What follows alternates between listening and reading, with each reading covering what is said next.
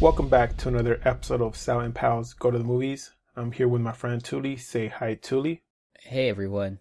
And today we're going to be talking about It, Chapter 2. But just a fair warning, there's going to be spoilers up ahead, so you've been warned. 27 years after their first encounter with the terrifying clown Pennywise, the Loser Club has grown up and moved away until a devastating phone call brings them back. Starting off, let's go down the cast list. First, we have Jessica Chastain, who plays Beverly, James McAvoy, who plays Bill Hader, who plays Richie, Isaiah Mustafa, who plays Mike, Jay Ryan, who plays Ben, James Ransone, who plays Eddie, Andy Bean, who plays Stanley, Bill Skarsgård, who plays Pennywise. We have the returning cast of younger versions of themselves from the previous It movie. So I'm going to start off with my pros. Things I liked about It Chapter 2 was that it's a bit different from the book, but not too much. Each character as adults have some fears that is added to their previous versions when they were younger, but they're still valid as adults. This is basically what feeds it, or Pennywise. In this version, Richie is gay, which in the book, he was not hinted as being gay. He was actually just hinted as being single, that he had multiple relations with females that had failed. But I kind of enjoyed this because it actually added to his character. Like, he being a comedian, being gay would actually destroy his career. And Bill Hader, he's a comedian and everything, so it kind of plays well, and he kind of took it and ran with it. I'm not saying that it was a magnificent role that he portrayed, but I'm saying that he made it work. The movie actually reminded me of a Freddy Krueger movie with the visual and the monster concepts. Every time you saw something, it was visually scary in a sense, versus the part one where some of it was more psychological, or it was tormenting people with just images and stuff. In this one, you actually saw more monsters, more gory stuff, and it was kind of this Freddy Krueger imaginary thing that was scaring you physically. At the beginning of the movie, we actually saw something interesting where there was two people who were in an affair, and they were both gay, and people who lived in Derry, a few teenagers went and started making trouble with them and started telling them to get out of the town and, so to the point that they started physically hitting them. One of them got thrown off the bridge, and that led to us seeing Pennywise. The first time we saw him grabbing him and I think taking a bite out of him, and his lover on the other side of the river actually saw him. That's the beginning of the movie. But the interesting thing is that this was in the book. So Stephen King added this in the book based off a real event in the news when he was writing it. And I think it was 3 years before the book came out. So he added this because he actually was very upset that this happened, and he wanted to bring attention to it because a lot of media did not make it justice back in the day.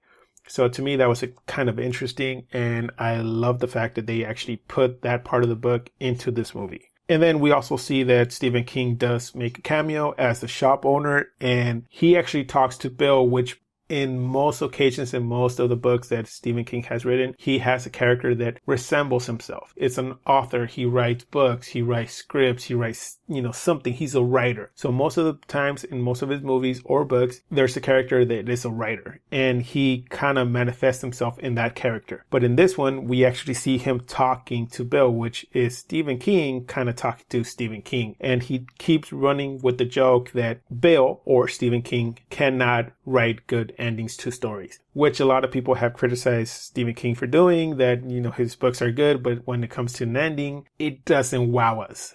So I thought it was kind of hilarious that he was in there and he took a joke for the team, and he kind of accepted that, he does not know how to write good endings. So that does it for my pros. Now on to my con list. The story with the characters was segmented, and it was kind of a bit all over the place. The reason was that we would see the adults and they had a flashback to when they were teenagers in that small period that we did not see them when they argued in part one. So their own separate stories. To me, this kind of helped the movie in a sense, but actually it kind of made me feel that the story was everywhere and that these characters were talking to each other, but not really talking and listening to each other. It was just them talking and saying like, and here's my part to us. And we as the audience, we just had to take it. I really wanted them to actually talk to each other and say how they felt when they left the town of Derry, how their lives were, how miserable or happy or, what have you, instead of just being like, oh, well, I went there, now I'm back. Now let's talk about what's happening in town. Or don't even talk about how Beverly is in a bad relationship, like she's getting beaten by her husband and abused. Technically, this is basically a mirror image of her dad that she tried to escape from Derry. Now she's away from Derry and in the same relationship. There could have been a little more linking these stories to other characters, Bill, Richie, even Stanley, who we found out that he didn't make it. I think that they could have done a little better in that sense of wrapping it up. Since they kind of did deviate from the book, they could have taken their time and said, hey, yeah, Bill, we watch your movies, which Beverly did, or I read your books. Beverly actually mentioned that she read Bill's book. People could have mentioned that they saw Richie on TV as a comedian. You could have put stuff together, but they kind of just left that and said, hey, that's elsewhere. Now let's go talk about things in Derry. There's one thing that really bugged me. When Bowers was getting broken out of the insane asylum, Hochstetter was the one who was there. I know it was Pennywise, but why take the form of Hochstetter? If you are Pennywise, you can take the form of anybody, or just basically have a balloon and fly with a knife and give it to him. It's this whole thing about a dead body in a car bailing him out of the insane asylum. Like, to me, that was kind of a too far-fetched kind of a joke. It's like bad humor for me. At the same time, when he's a grown-up and he's in Derry, he goes to pick up his asthma inhaler. He goes down to the basement and he gets attacked by, I think it looks like a monster, but I think it's a leopard. I don't know how it happens, but the leopard throws up in his mouth or something, and then they start playing this song. I thought that was like, the song was not needed. It's just like you could have taken it out, but a lot of people started laughing. So I said, okay, but not everybody had funny moments. So to me, it was kind of like hit and miss right there. So those are the few things that I didn't enjoy about this movie, but overall, I kind of liked it. It felt better than the book adaptation. With that, I'm going to pass it on to Touly and see how he saw this movie. I have mixed feelings about this film, and Sal did mention a couple of things that didn't quite work for me, and I'll elaborate a little bit more on those. He mentioned how, I believe during the second act, with all the flashbacks, it felt kind of segmented. I definitely see it that way too. Maybe I should preface this too by saying that I did not read the books, so I do not know what they specifically drew inspiration from, whether or not the director was maybe forced in a way to showcase certain scenes that were meant to be important, but didn't come off as effective in the film. So because of that, I try to just look at the film as being its own independent narrative based on what happened from the first It movie. So from that perspective, certain things didn't quite work for me. Talking about the flashbacks, I felt that was just the film's way for us to see what happened to these kids that wasn't very touched upon or didn't get elaborated on in the first film. So showcasing them as kids in flashbacks and them interacting with Pennywise, that was sort of the charm that I liked about the first It movie, because yes, they were kids, they were innocent. It makes the scenes more intense, desperate, because you don't know how these kids are going to react to these situations because they're just kids. To me, the cast was probably one of the best things about this film. The adult versions of these kids, they're like uncanny representations of their younger selves. That was phenomenal. I like that. But I felt like this actor did such a great job that I was just so in tune more with, hey, this is this actor and they're portraying this character and they're doing a really awesome job, versus looking at them still being victims of Pennywise and the aftermath that Pennywise caused them. You could see the trauma still that lingers in some of them, but then they had to go back and reclaim these memories. And that's where the whole flashback situation came in, because they all went their separate ways to sort of find these moments. It's funny that they sort of broke the fourth wall. I don't remember. Maybe it was Bill Hader's character, Richie, who said, no, we shouldn't go our separate ways. The number one rule to like a horror situation is to never split up. And I was like, yeah, I totally agree with that. But Mike was so persistent in that, no, you need to do this by yourself. It's like, well, did they really need it to go by themselves? You lose a couple of things by going this route. A, you're singling these characters away from one another, And so you're not getting natural interactions between characters that you would like to see together. You get these moments in short bursts when they come back and rendezvous, and then they split up again until the final act where they all are together and fighting Pennywise. But then you only get, again, very small bursts of this, which in the overall scheme of the movie, you're like, you know what? I could have used more of these two characters being together or this trio being together. And case in point, there was this sort of love triangle you could kind of call between Beverly, Bill, and the new kid, as they called him. So what would have happened if you had these three characters for like a duration on scene? And a great time to have done this was during the moment where they had to go back and retrieve their own separate tokens or whatever. Yes, I know what the movie is going for, but it felt very scripted in that, okay, this is Beverly's time to shine or to see her flashback or what have you. Here's Bill's time, etc., etc. So I wish there were more of these moments where these characters were together versus being separated, so that we can see them interact with one another, how they felt towards one another or the situation. I don't know, maybe it was just this whole them being adults that maybe separating them would sort of give you this sense of tension, but I didn't think the movie was that scary at all to begin with. That to me was a misstep in how they executed this. And it's worse when they realize this by breaking the fourth wall by saying, oh, we shouldn't go our separate ways. And then they end up producing something that I feel wasn't as good as it could have been had they just been together. Because those were the moments from the original film that created scenes that were memorable. The ones where they were looking through the old projector scene and then it started appearing as they were going through the slides. They experienced that as a group. To me, in this film, there wasn't really a moment that really surprised me, that made me realize, oh, that was awesome or whatever. It was just like a very steady sort of film where I was watching these great actors put on a show.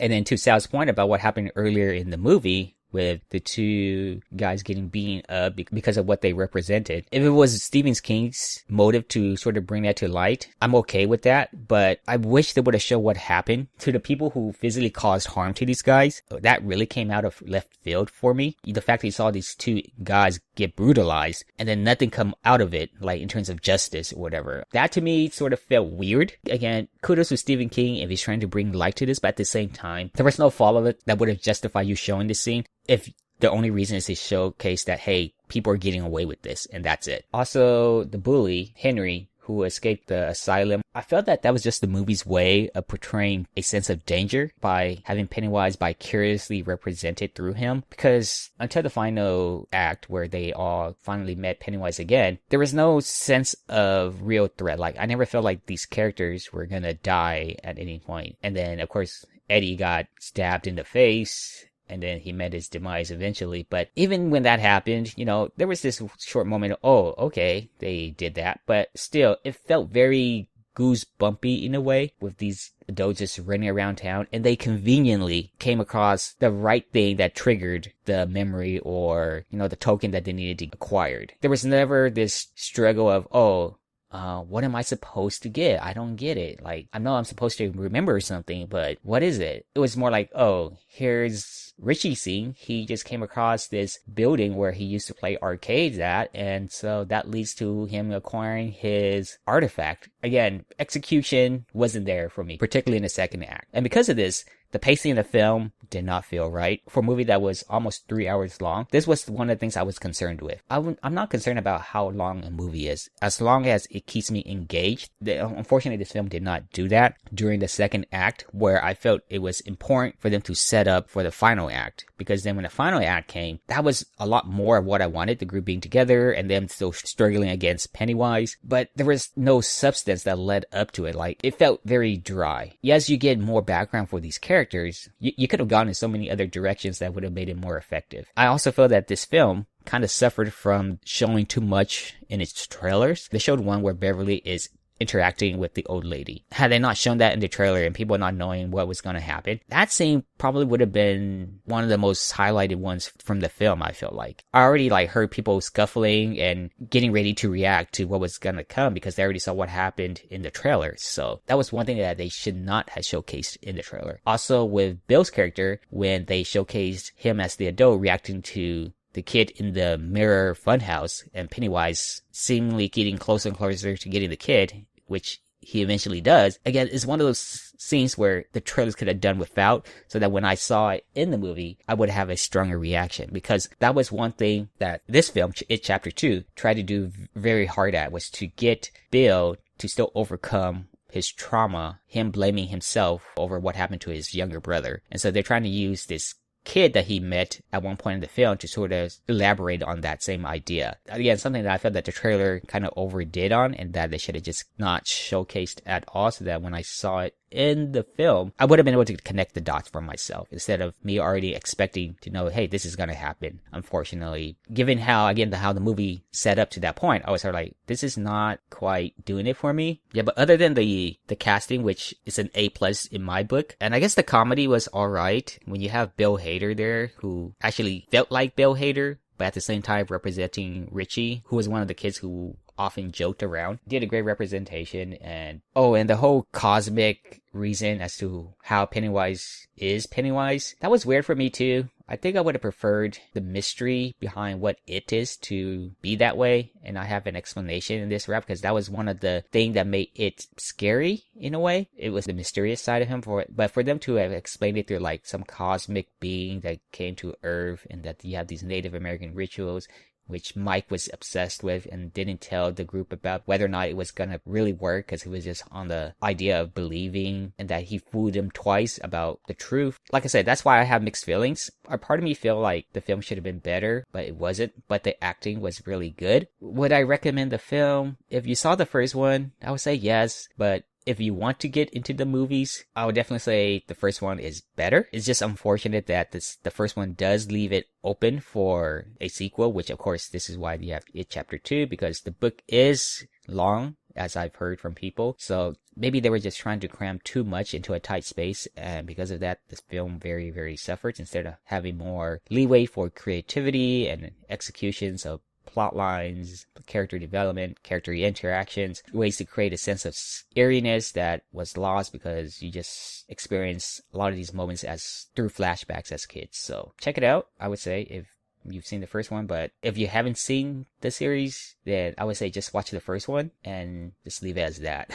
I agree in what you said. Another thing I want to basically touch upon, the ritual. Well, the ritual was actually told to the kids by Mark Turin, which is the turtle, the cosmic entity. And this is a whole thing that a lot of people don't like about the book, that they kind of make it a god, and it's like the yin and yang, it and the turtle. And people don't understand why it takes different forms while the turtle is just a turtle. And they allude to this in It Part 1 and in this It Chapter 2. We see turtles, we see the Lego turtles in Part 1, and in this one where Ben goes into, I think, principal's office, and he sees a wooden turtle. The turtle is this cosmic being that tells the kids how to destroy it and by the ritual. So in this part, the Indian ritual does not really fit in my idea, but at the same time, I'm like, I think it's easier digested by the fans than saying, hey, there's a giant turtle in space. It's just this whole concept of how would you adapt a book to a movie? Do you put everything in, or do you take things out? And here's the thing. The turtle connects most of Stephen King's books. The Dark Tower, The Shining, and everything's interconnected in one way or another. Overall, I would recommend this movie. And if you haven't seen the movie, you're not interested in it, if you have time, pick up the book. The book is supposed to be way better than this. So with that, I'm going to throw it to Touly and ask for his final grade of the movie.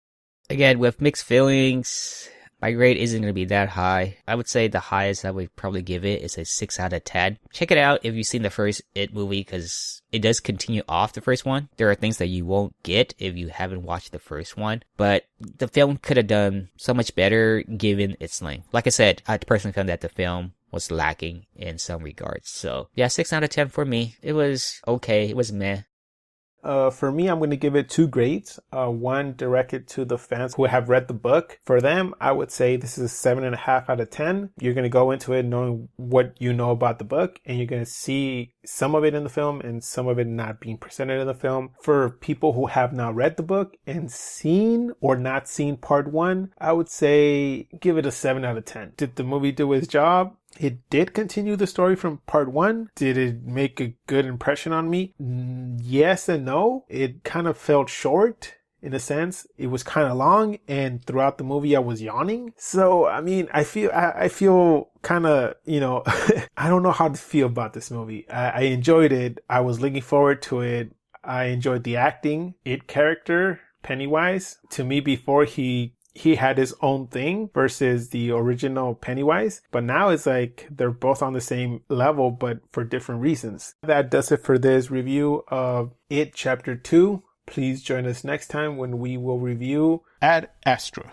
Please state your mission objective. I am attempting to stop an uncontrolled antimatter reaction, which threatens our entire solar system. And please remember to like, comment, and subscribe. And you can find our social media links down below. And like always, keep watching movies.